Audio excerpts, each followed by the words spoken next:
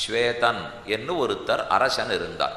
அந்த ராஜா விஷ்ணுலோகத்துக்கு போய் காரிய வைகுண்டத்தை அடைந்தார். இப்போ நம்ம வைகுந்தம்னு சொல்கிறோம் இல்லையோ, வைகுந்தம் ரெண்டு உண்டு. முக்கிய செய்தியை ஞாபகம் வச்சுப்போம். போய் சேர வேண்டியது, கடைசியாக சேர வேண்டியது வைகுந்தம். ஆனால் அதற்கு முன்னால் ஒரு வைகுந்தம் இருக்குது, அதுக்கு காரிய வைகுண்டம்னு பேர். அது வரைக்கும் அந்த ராஜா போயிட்டான். ஆனாலும் அந்த ராஜாவுக்கு பசி எடுத்திருக்கு. ராஜா நினைக்கிறான், அங்கே போனாலே பசி, தாகம், பிறப்பு, இறப்பு, மூப்பு எதுவுமே இருக்கக்கூடாதே, நமக்கு ஏது இந்த வைகுந்தத்தளவுக்கு வந்தும் தாகம் ஏற்பட்டிருக்குன்னு நினைத்தான்.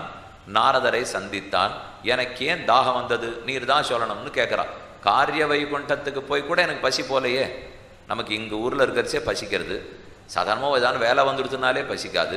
வைகுந்தத்துக்கும் போய் பசிக்கிறதுனா ஏதோ தப்பு நடந்திருக்கு அப்படின்னு நினச்சி நம்ம கேட்டான். நாரதர் சொன்னார், நீ நிறைய தான தர்மங்களை பண்ணியிருக்க வேண்டும், அதெல்லாம் பண்ணாமலே இருந்திருக்கே, அதனால பூலோகத்தில் தமிழக